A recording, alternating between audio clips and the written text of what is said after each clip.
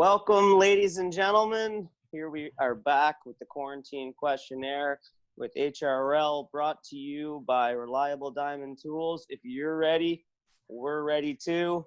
Brandon Kennedy, you ready to go? I'm ready. All right, we're here with a very accomplished driver in the GP class and many others at HRL. I'm just going to name a few of the boats you've driven over the years. The T25, the T1 after that, the T125, I believe. The S25, a few different versions of that, the E30, the H8, the H300, the S88, the JS4, the GP25, soon to be the GP14. I know you've driven it in some testing. I know you've driven some A boats, some national mods in the past. I don't know the numbers. But ladies and gentlemen, Brandon Kennedy, here we are. You ready for this? Oh, yeah. Let's go. All right, man. How's Theo? He's doing great. Starting to walk around. We're chasing him all around. It's kind of like racing this season. We're racing to catch him, and especially taking some spills, which are pretty interesting. Yeah, it's part of that young age, and you're always trying to make sure they're not falling and hurting themselves, but sometimes it's better when they do because they learn, right? Yeah. I've been watching hockey with him here recently, and since he's got a chipped tooth, he fits in with that. There you go. Now, I wanted to ask you about that. Like, what's it like for you being a father? What are your thoughts on it? It changes your perspective on a lot of things, racing included. I mean, anyone that says it doesn't change the way you drive, I think is lying. But it's something gives me more purpose, I guess, in life and what I do business-wise and just trying health-wise, everything. I mean, even racing, of course. It's just so enjoyable, though.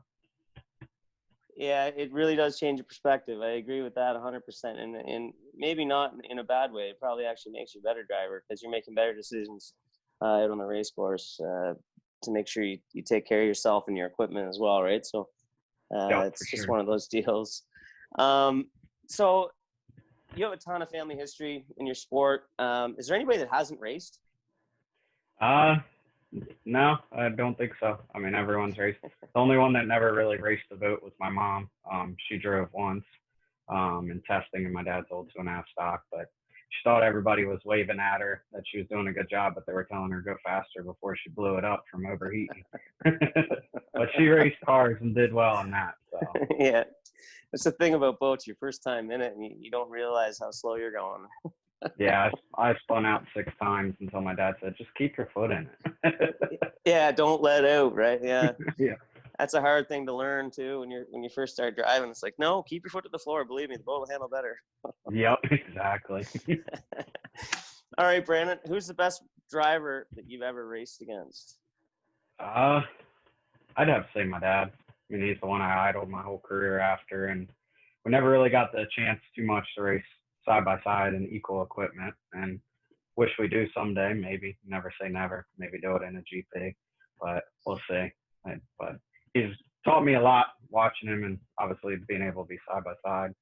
And I guess I'd keep it with family. Bobby, I mean, he was tough. He never cut me a break. So there's a lot of other greats out there though outside of our family. It's been fun to race with and have shaped the way I drive and all that good stuff. Oh yeah, there's so many great drivers in our series. And I said in my interview that Bobby was probably the best I've driven against because he's just a fierce competitor, man. Right from the time you leave the dock. So he's a good guy to learn from as an older cousin. And I mean, it treated you well. Yeah, definitely. We had our run-ins on the course, especially fighting for lanes and all that. So some family drama, but we put that behind us now. Well, yeah, you have to, man. It's just the way it is. If you were to pick your biggest win, and everybody says Valleyfield, so I'm going to put those aside because we're going to talk about those wins later. What would be your biggest win aside from Valleyfield? I'd have to say the Triple Crown. Just so much prestige in what they had going on down there at Cambridge. And I started way outside and, as you know, marched my way through. But it was one of those days where I didn't hit the best start and I was too far outside and almost lost it. But just knowing everything there and then going back to when I was about to be born in 92 and my parents went up to Valleyfield when I was already overdue and my dad won the Triple Crown then. So now do it myself, that would probably be up there next to the Valleyfield wins for sure. I watched that video a few weeks ago, and it's like a double whammy for me, right? Because not only did you catch me on the last lap, I also jumped the gun. Yeah. So it's like, even if I had to beat him anyway, I still would have lost. So anyway, Yeah. that was a big weekend though, man. That was a lot of fun. I still remember that weekend, and we were still fighting for lanes then. And the T class back then, and I mean, it's still competitive now, but back then it was almost like the S classes. There was a lot of fast boats, and it was a fun weekend. Yeah, definitely. There was a lot of competition back then, and that's again all those things you learn throughout your career. And I know a lot of people look down on the T class, but when we were in it back then, it was competitive. You had all the same boats, all composite boats. Everyone was putting good motors in the boats' propellers, and it was intense and a big learning experience right off the bat at 14 to be put in the middle of some of you guys. Well, yeah, you were just a little guy, man. Like, just just a kid. I mean, you were in grade 9 or something. I mean, Yeah. it's crazy. Like, my son's in grade 8, and I can't imagine him getting a T-boat. Maybe by next year, but we'll Yeah. see. I don't think you're going to be able to say no to that one. No, the bank might say no, but Yeah. I'm okay. So let's talk about Valleyfield. It's a special place. We all know that, and you've become a real fan favorite in Valleyfield. How many wins have you had there? I think I'm at 8 in various classes. 8. So I think the record is 10, right? Yep. I think it's Patrick Aworth that has it, or Tom Packard. Yeah. One of them are up there. Yeah. So it's reachable. I know Bert has quite a few as well. It's a reachable goal for you. Is that something in the back of your mind? Yeah, always. I mean, anytime you go to Valleyfield, obviously it's one you want to win, but we try to do different than most people. A lot of people, especially in GP class, they put their motors on kill mode and they want to go win every heat. We just treat it as another weekend and get to the final. And obviously, once you're in the final and we do our boat parade now as a GP driver, you can't help but feel the pressure. And I've let the pressure get to me a couple times, but just try not to and try to get out front or get a good start. And you see a lot of mistakes happen in all classes, a lot of jumping the guns in the final and those kind of things. And you just try to lay back and not get caught up in that kind of thing. Yeah, you've actually there was one that I watched an onboard of yours not that long ago where you didn't look like you had a shot to win at all because you were back, right? But there were so many penalties ahead of you. You ended up winning the race. It was pretty neat. And then there's been other times when you've been out front and got caught at the end. Like, you just never know with Valleyfield. So it's pretty cool that you've won 8. I'll be cheering for you here moving forward. I'm not doing radios anymore for any GPs, so I'll just be watching. So it's pretty exciting. Yeah, there's sometimes I've missed watching the GP final. I mean, just as a fan in the stands and all the build up with the music and that kind of stuff. Anytime I hear those songs, "We Will Rock You," I mean, I get chills because I just can feel myself sitting there growing up and watching them guys come out. At a certain point in the song, that the boat's always clear that point. It's one of them things that gives you chills. Yeah, it's being in the radio crowd. I've been up there with your mom a bunch of times for the GP final, and there's a certain thing that goes on, man. Like, you can just feel it in the air. Super exciting place to watch from. So maybe when you're retired, that'd be a place to watch it from because you're right in the action. It's right at the start finish line. It's a fun place to be. Yeah, for sure. Now, your wife, who was a successful driver, is she retired? Semi-retired. She may get back in a boat someday.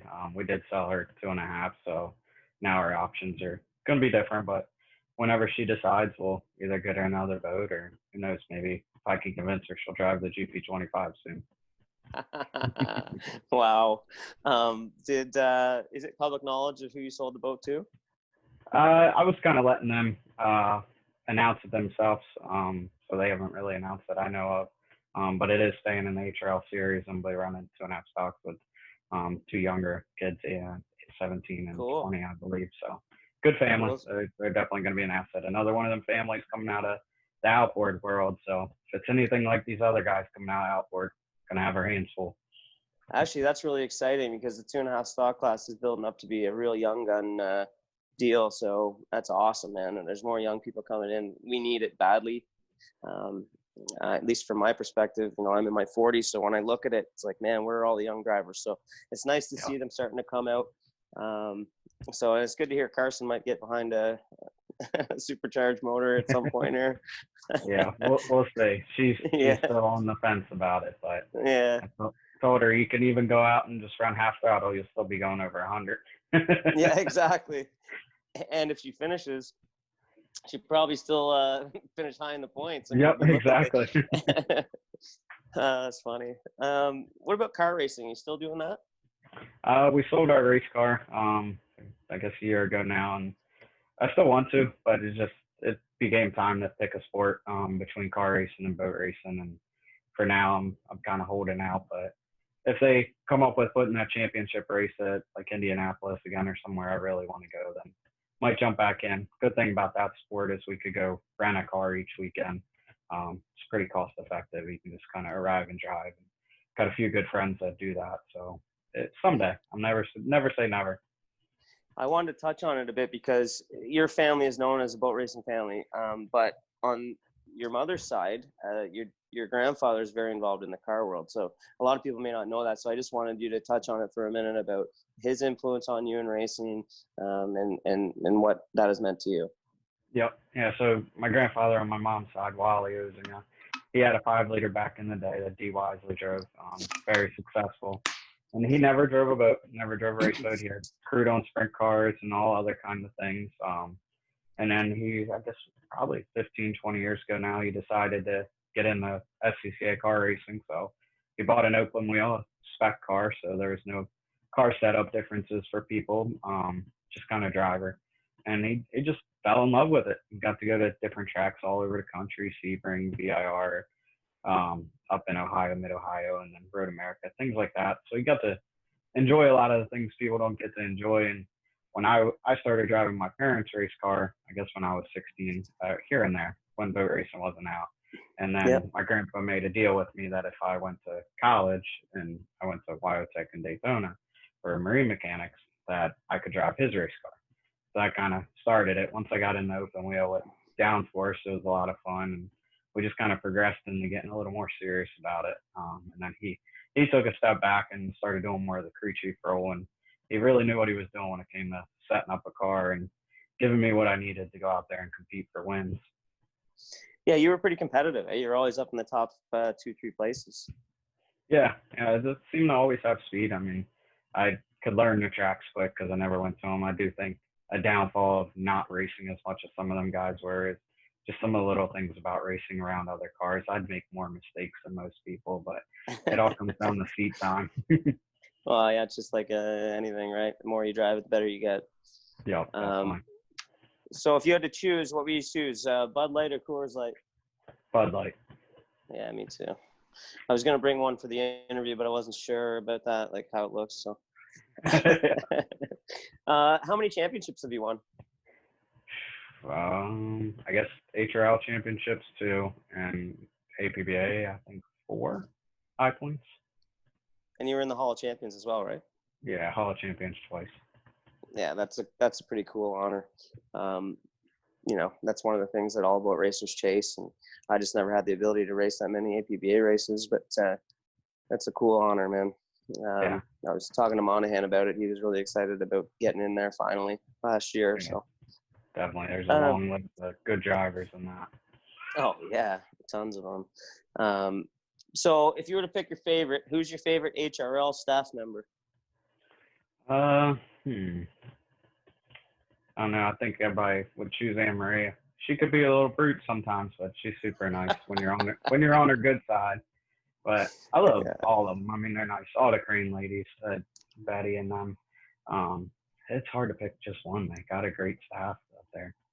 They really do, and it shows with the events that they put on. It was a real bummer this year. So I'm sure for you it's been difficult. You've never done anything else in your life but race boats in the summer. So how's that been? It's been different. We just keep trying to find projects and things like that to work on, and it's weird. We've been out on pleasure boats. I've been on vacations to Florida in the middle of summer, which I haven't done in 20 years.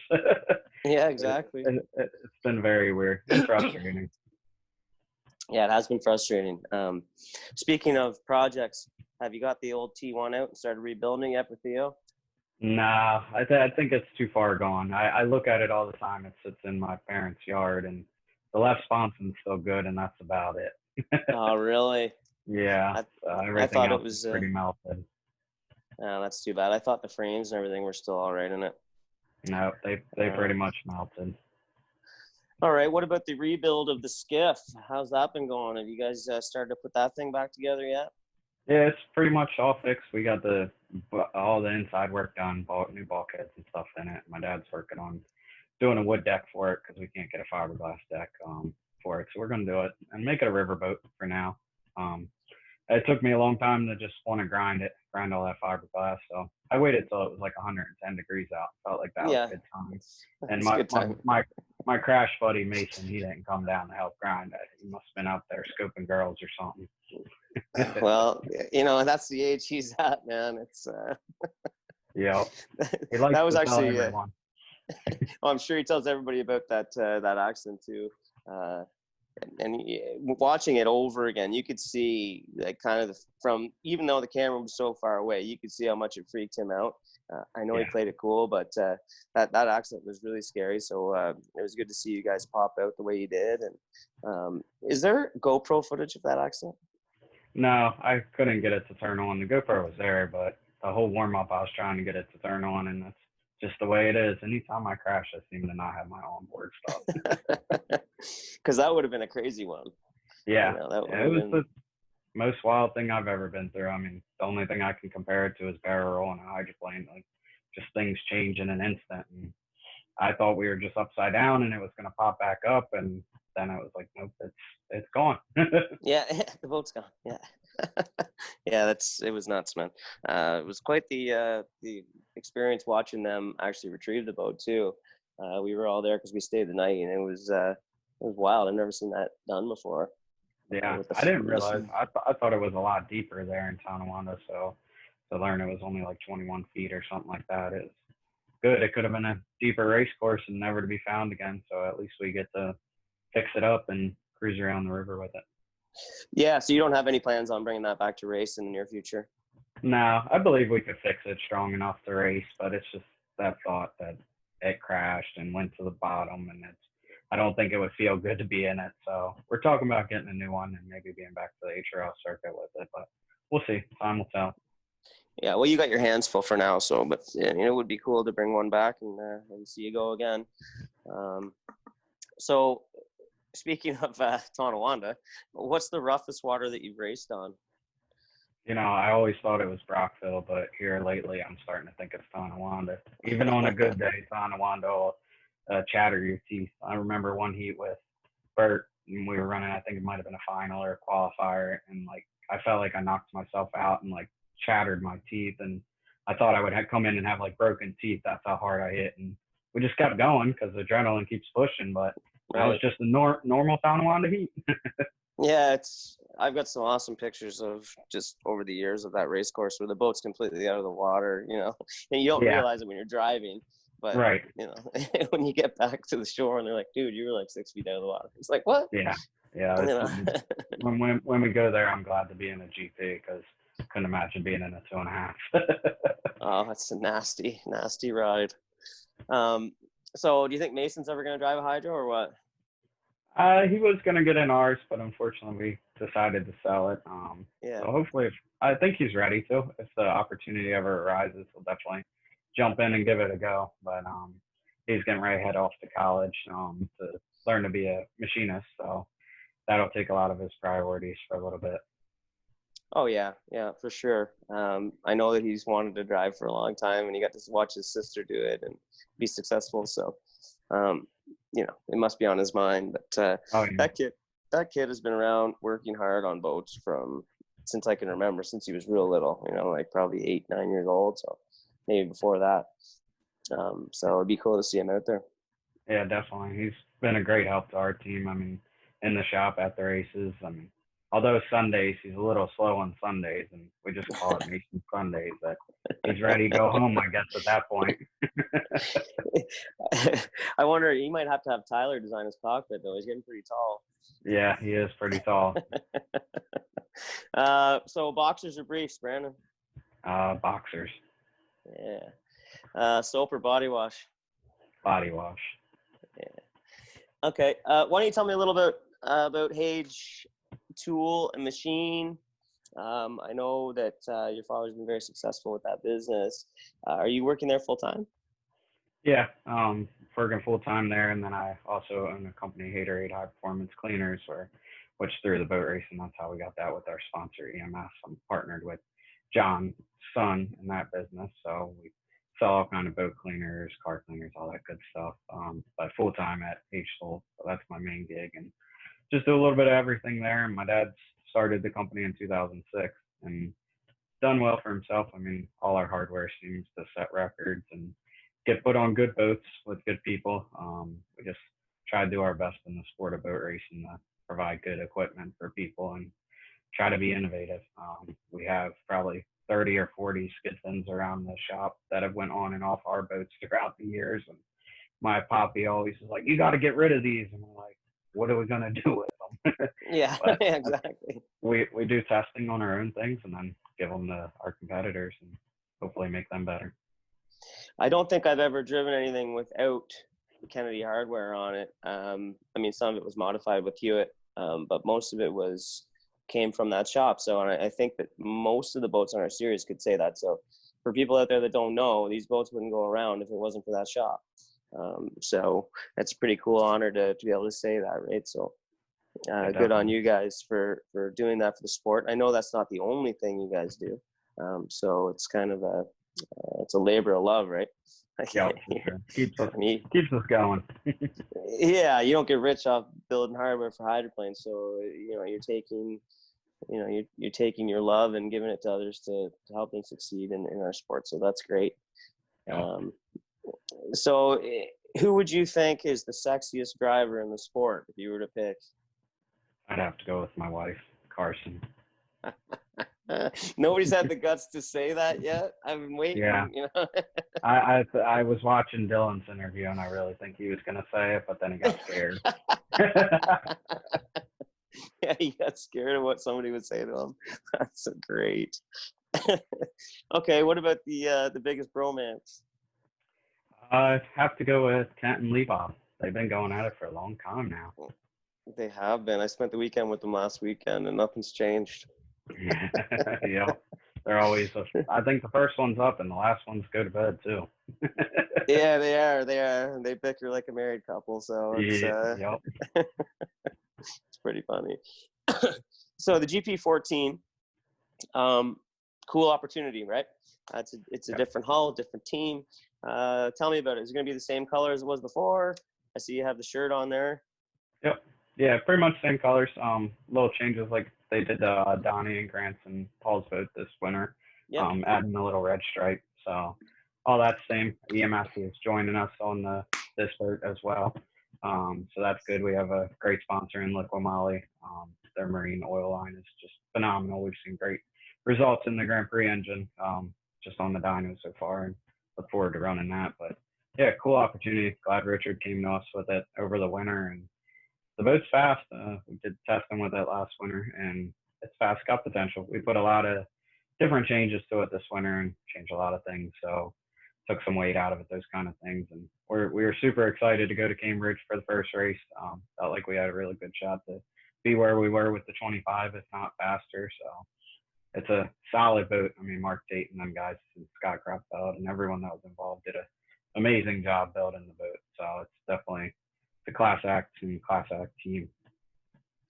Yeah, a lot of fans, myself included, just fans of boat racing, have been wanting to see that boat do 5 laps for a while because when it's running, it's fast. It's been out front. And I really like the way it handles. Like, it looks really good on the water. So I'm excited to see you get out there and show us what it can do. Different design boat too, that's going to be up there competing. It's got wet sponsons, eh? Yeah. Yep. Just like standard Jones.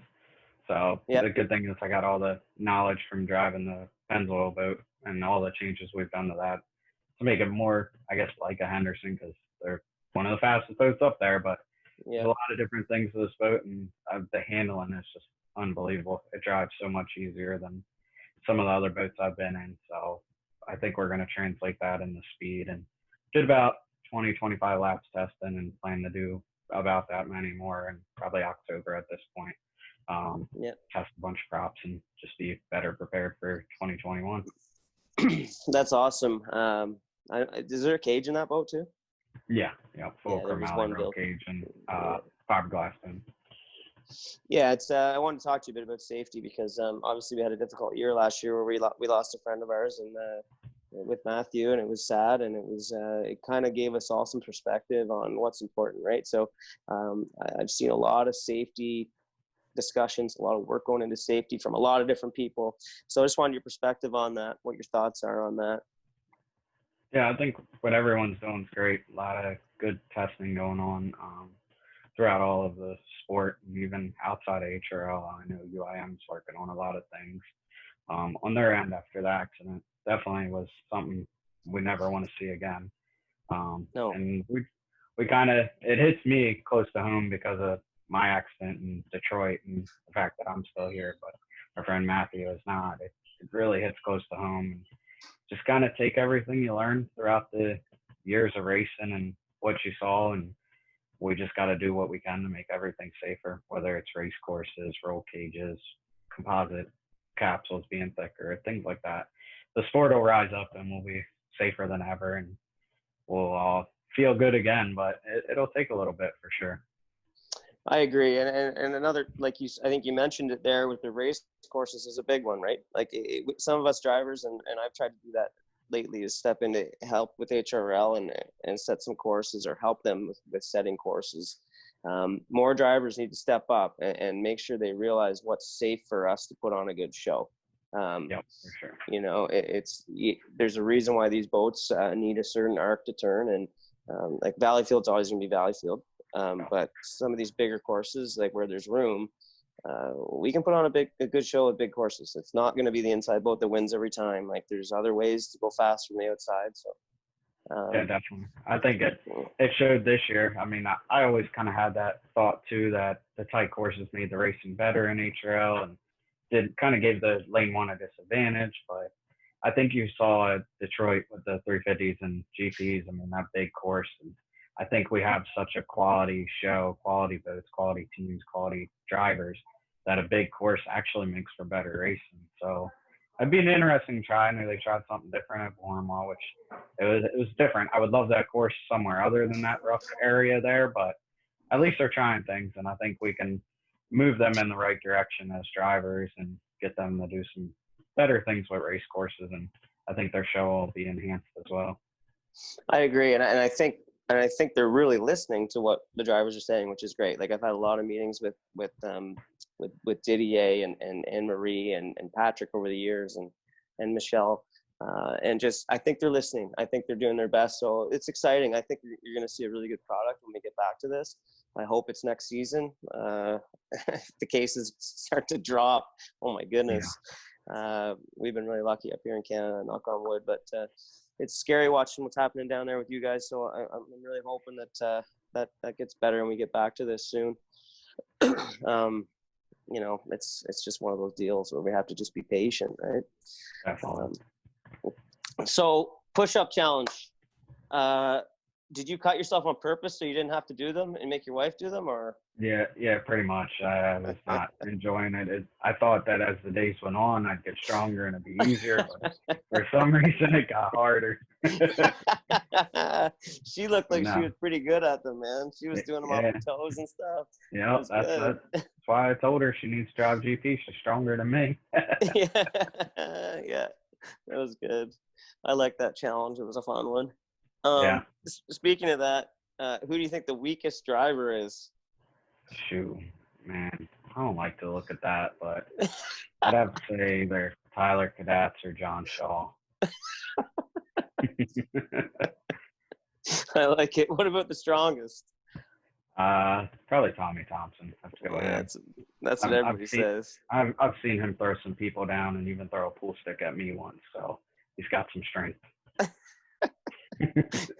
I've been lucky enough. I've never had him mad at me yet. I've never had to race against him, so we should be all right.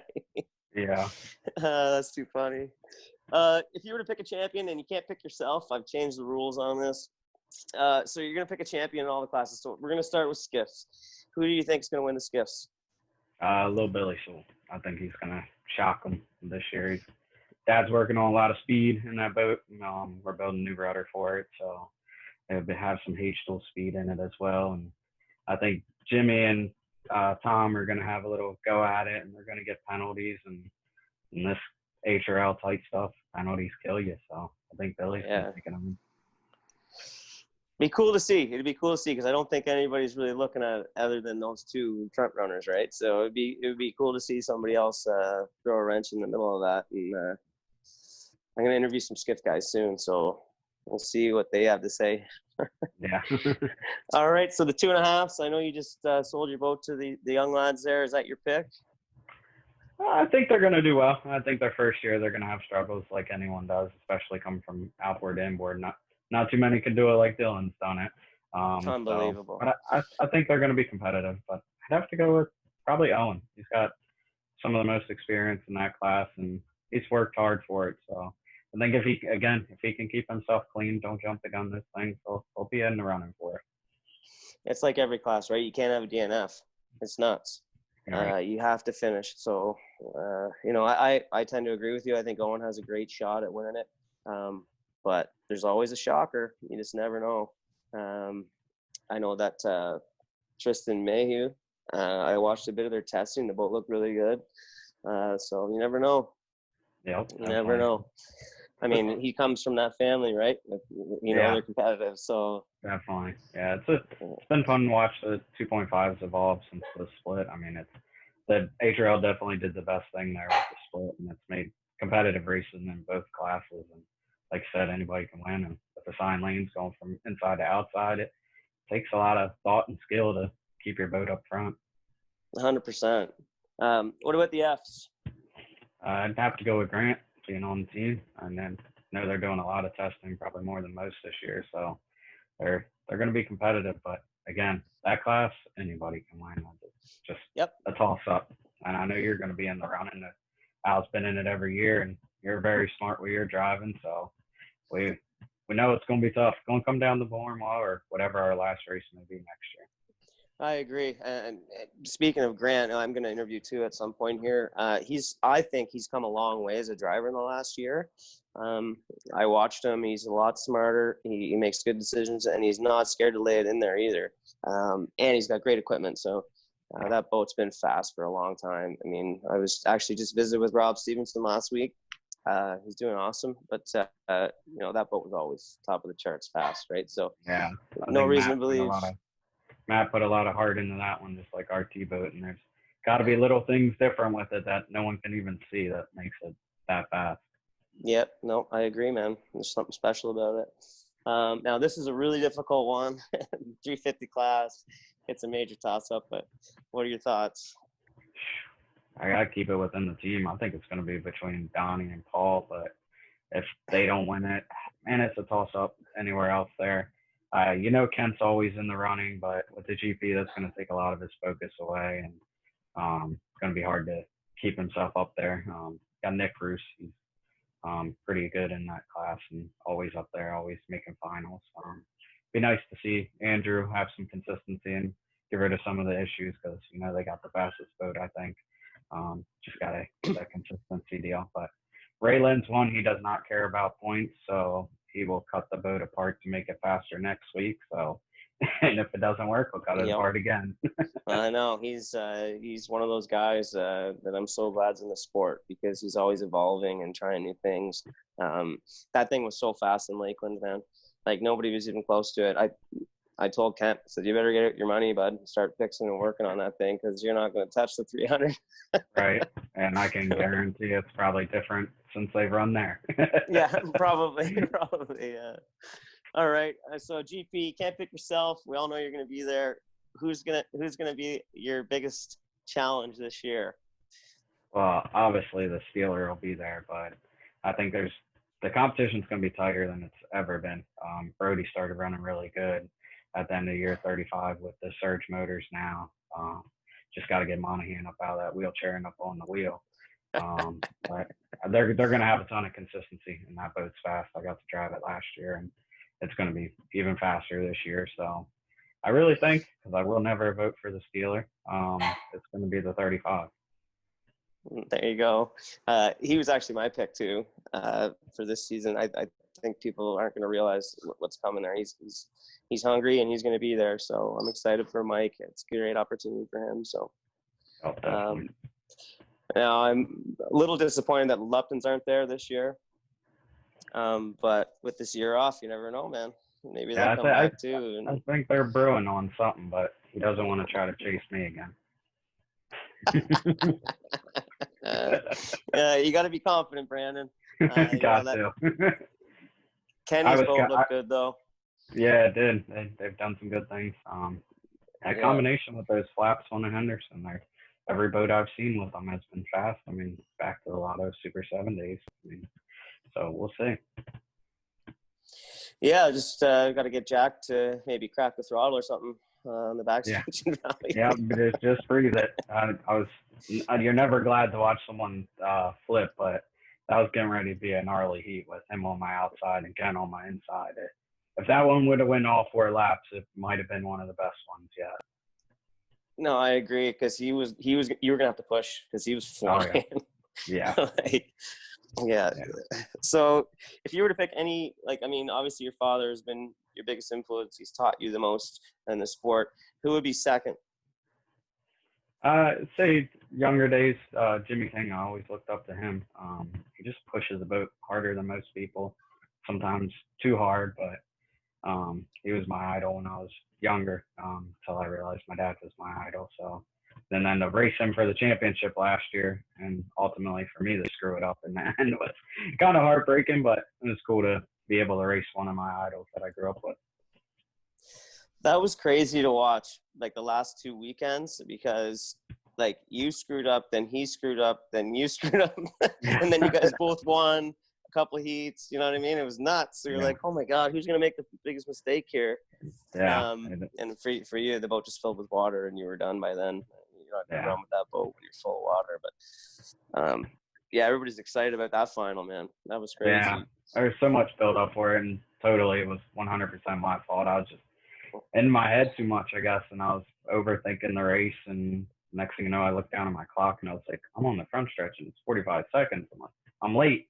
So then I took off and barreled into that rough first turn and just looped her around. And then I started to get it back going. And here's Jimmy behind me. I'm like, what? It was just one of those. You couldn't make that stuff up. No, it was crazy. I actually want to give your mom a shout out because, I've done radios with her against you for years now, and she's the most respectful competitor, right? And I feel like I was the same with her. So when you guys would win, it would be hugs and handshakes and be the same the other way. Yeah. Amazing woman. So I would say that you're very lucky to have her, and she's also incredible on the radios. You don't see a lot of women up in the radio corral. I'm lucky this year. I've got Ann Fitzgerald doing mine, so I'm really excited. Another legend in the sport, right? So I just want to give your mom a shout out because she's a great lady. I really like her a lot. So you're lucky to have her. Yeah, definitely. She's the only one I've ever wanted on my radios. I've had other people do them. My dad, he got fired within the 5-minute warm up. Bobby's done them, but that was more of a joking thing. But mom's just always calm and collective, and she's never driven a race boat competitively, so she doesn't tell me how to drive, just kind of advises me to what's going on, and I got to do the rest from there.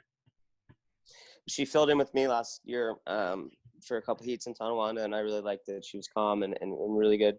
And she didn't actually, the douche is fantastic on the radios as well. Most people don't realize he's actually really good, but he also makes you laugh the whole time. So when you're in a serious heat, it's tough, right? Really you're like, hard, dude, But no, your mom was very, very good. If you were to pick your favorite paint job of all time, what would it be? That's hard. I mean, especially pre-HRL days, there's been so many amazing paint jobs from up there in Canada and stuff. And we've had some cool ones throughout the years. I don't know. The Pavage Chanel was pretty cool when it was black and flames, just unique. I'm not even a big flame person, but that boat stood out and was nice. That'd probably be one of my top picks. And hard to really say. Like I said, there's so many of them. I know. There's, yeah, tons. So unlimiteds. Okay, we're gonna talk about unlimiteds for a second. Is this something that's even an interest for you? I'd like to try it, but the competition really isn't there anymore like it used to be, and I don't know. I've heard there's a lot of not the camaraderie that we have. So, like I said, I'd like to try it, but unless a good offer came on the table, I don't think I'd leave where I'm at with HRL GP. I think we got a great thing going, and it's a lot of fun, a lot of competition. No, I'm glad to hear that. And the reason I ask this is when I look at unlimited, I mean, for everybody, at least for me growing up, it was always the top of the food chain, right? The top pillar. But when you look at the competition right now, and I'm not putting down H1, I know how expensive it is to do that.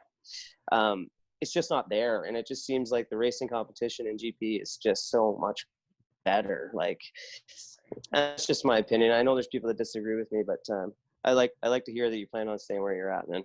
Yeah, and I like GP too because it's our team. My dad does all the work in the shop. Serge is a great help. My grandfather Wally's on the team. Everyone's it's team, it's family, and it makes the wins more enjoyable. Obviously, driving for other people is a lot cheaper, but it's fun where I'm at. Yeah, no, I hear you. There's something about owning your own team. It takes a lot of work, but it's pretty satisfying when you win, right? Is there any, I think you touched on it briefly, but is there any sponsorships you want to mention today before we get into the last few questions here? I know you have quite a few, so. Yeah, we have a ton on the boat, but starting with EMS, Environmental Manufacturing Solutions, have been a huge help to getting us to where we're at competitively in GP the past 4 or 5 years now, I guess it is. And then they have some other companies within their ranks, and just what John did for me with business, and then what we did with Hate Cancer Racing and raising awareness for the Hate Cancer Foundation really changed my perspective on racing and racing for a purpose, and the people I met along the way that were fighting with it and that kind of stuff that really appreciated what we were doing. That it meant a lot to us in that respect. And then this year we have Liquid Molly on the boat and working with that company for the first time. Unfortunately, don't get to go race and show off their awesome products, but we've been trying to do some things with them throughout the summer with what we can do. And it's a lot of work and a lot of these companies coming on board, and hopefully we get some more this winter and to make them go fast next year. You got to have the horsepower to do it, and it takes money to have horsepower. Yeah, it's I'm really looking forward to the days when, and I think we're close, that some big money sponsors come into the sport, because we do have the product. It's just a matter of how do you relay it to the fans outside of people watching it live, right? So I think HRL's done a good job with the capsules and the smaller clips and stuff, but it'd be really nice that it was picked up by a channel of some kind, and you could shrink the show down into half an hour, on TV or something. And that's where the money comes in. So it would be nice to see that happen, but I don't know. There's so many contacts you have to have. But I think we're close. It's a lot of marketing that I've learned over the years. It's just a lot of knowing the right people are getting in the door at the right time and having that right conversation with the right person. A lot of times you don't get up the chain to the person that needs to be there, but I think HRL is doing a lot of things right, and they can build upon things. I know fans seem to they don't even care about the racing as much anymore. I think they like the behind the scenes things and like that. Social media is so big now that we can build upon everything, and it's great to have Reliable at Diamond Tool as the primary sponsor. It definitely puts our foot forward in doing all these marketing things to hopefully get some other associate sponsors down the road. Yep. No, I agree. It was really nice when they came on board, and just gives that little bit more incentive for teams to spend a little bit more, because there's a little bit more you could make at the end. And, it's just part of growing things, right? So how about referees? You've always been a pretty clean driver. Do you have a favorite? I think Jonathan's, not to be a snoozer to HRL guys, but he's been the most consistent referee I've ever raced under. He calls every heat the same, and I may not agree with the way he calls things. I've been on his case about people bearing out, and if lane one's in lane one, they should stay in lane one because that's the way I drive, but that's not what the rules say. But he's consistent, If you call something in a qualifier, he's going to call it in the final. And I think that's the most important thing as a referee, and it's a tough job. Anyone that does it, I give them a ton of credit because I've yelled at a few referees in my younger days, so sorry about that. I've done it too. I've actually yelled at Jonathan too, and I have a lot of respect for him because it's so hard to do that job because it's your friends, for one, that you're judging, and for two, like, you're never gonna make everybody happy. Right. So I think he does a fantastic job, and I've said that many times on this podcast that. Yeah, and I think it helps that he raced before and raced competitively and has been in those positions, because I've seen him sometimes if someone gets in a tail or hooks it or whatever and goes in front of another boat, well, it's a racing deal. He doesn't always call those as like a chop. I mean, things happen. So he understands it, the whole full picture of it. Right. Yeah, you don't just make a call to make a call, which he does great. I wanted to get your thoughts on the Gala and where we should go with it. Like, do you enjoy it? Do you think we should make it even funnier? Do you think we should make fun of the drivers even more? Like, what are your thoughts on the Gala? I think it's a lot of fun. I've been to a lot of different awards banquets through the years, and it's most intriguing. I don't even want to get up sometimes to go get a beer or go to the bathroom because I don't want to miss anything. Definitely, I like the funniness of it, making fun of other drivers. I mean, we do it throughout the season. We make fun of each other, so why not do it at the end of the year? And some of the clips, I mean, you got to watch. They got me a couple times.